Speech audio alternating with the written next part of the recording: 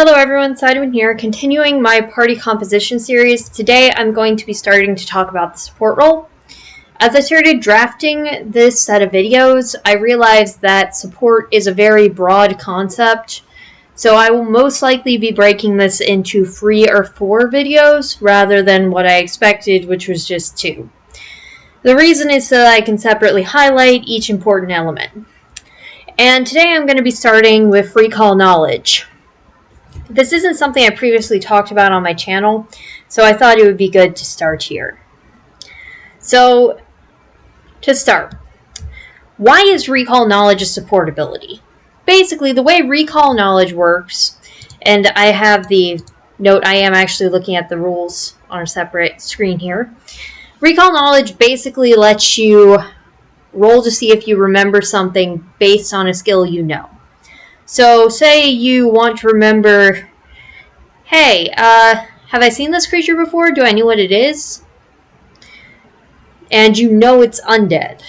Then you could roll Recall Knowledge, Religion, to see if you can figure out what the creature is. Then, based off the roll, which is done in secret by the GM or secretly on your VTT, then you get to learn something else. If you get a critical failure, you might look at it and say, oh, that's obviously a zombie, when it's not a zombie. Critical failure is false information. Failure is no information. Success is you can ask one question of the GM. So say you ask, what creature is it? If it's a ghoul, the GM will truthfully say it's a ghoul.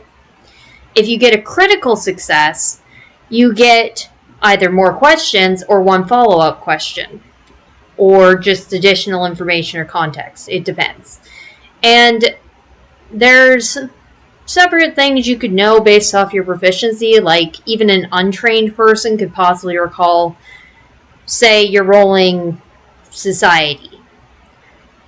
Even an untrained person could probably remember the name of the king. But you'd have to be trained to remember the succession order for the throne past, like, Crown Prince. Then, as you continue going up, you can remember farther back the genealogy, or remember a specific obscure noble family, or a long-lost, rumored bastard prince, you know. It just depends on your level of proficiency. So then, how does this become a support skill? Well, the reason is because in combat, it lets casters and technically non-casters more effectively target the monster. So in this case, the examples are here. First off, it can let casters target the lowest save. Many damage-dealing abilities are assuming that you can target the lowest save as a caster because you would likely have something targeting all 3 saves. Some spell lists are a little worse at these than others, and certain saves are a little harder to target with certain damage types. But in general, you should have access to something targeting all of them. The one that's a little sketchy is usually will, because a lot of mindless monsters are immune to it while having a low will save. The second one is it can reveal weaknesses. Like if you're fighting a troll, for instance, and don't know, hey, it regenerates unless we light it on fire. Then recall knowledge can let you know, oh, I need to light it on fire. And third, it can let you know the monster's strengths. Like if the monster is well known for causing a certain ailment, like ghoul fever, then it can be good to know that when someone gets infected so that you know how to treat it. Alright, so an important note here is lore skills. Lore skills are kind of these little things that get put as an aside to everything else. Like you can use your skill upgrades to get lore skills, but most people probably aren't. They are granted by backgrounds. So like if you're a noble, then you have the genealogy lore skill. Whereas if you are a former bartender, you have the alcohol lore skill. They're very specific little things. And the important thing with recall knowledge is they function similarly to other recall knowledge skills, except when you can use them, it gives you a lower DC.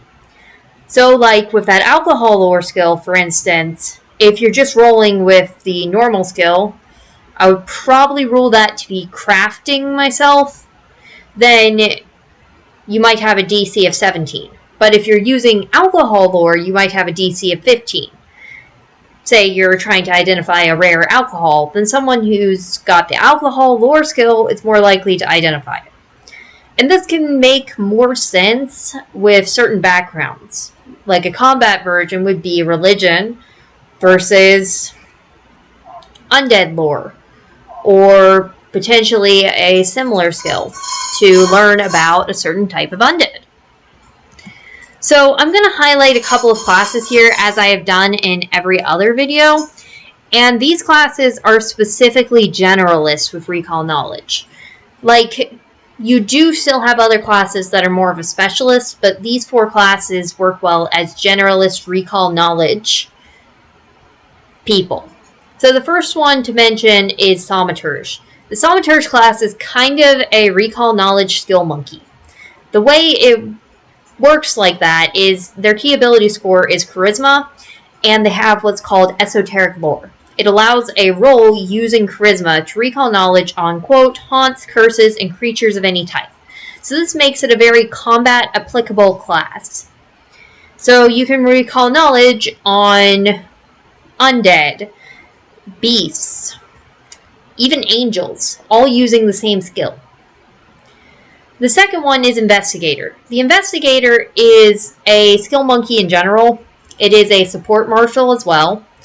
And it gets a bonus to recalling knowledge towards investigation targets. The Investigator is slightly more complex than the other options here because of that signifier of investigation targets. They essentially are pursuing an investigation at all times, up to 2.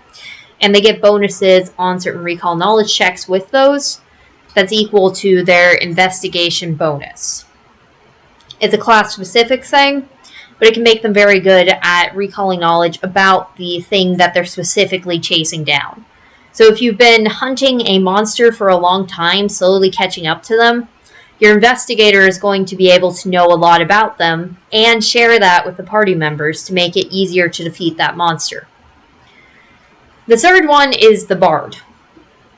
One thing that might confuse people coming from D&D is, isn't it just any bard? Well, bardic lore is actually specific to the Enigma Muse in Pathfinder, so you have to select that specific subclass to have bardic lore, which allows you to recall knowledge on any topic with trained proficiency. Doesn't matter whether you have the skill, like you can recall knowledge on anything using bardic lore. And it only goes up to expert proficiency when you hit legendary occultism. On top of that, every single class on this list has a large number of skills that they can spend on various things. Like, that's why the rogue's here. So you can always devote 2 or 3 to recall knowledge skills without losing your ability to do something else.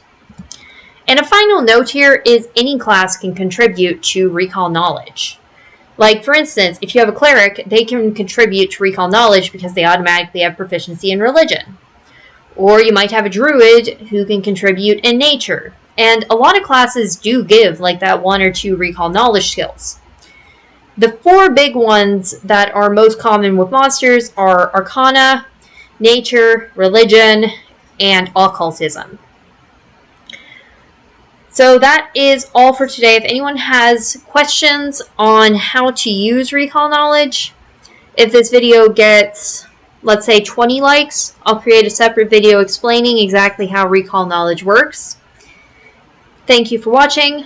I hope this was helpful.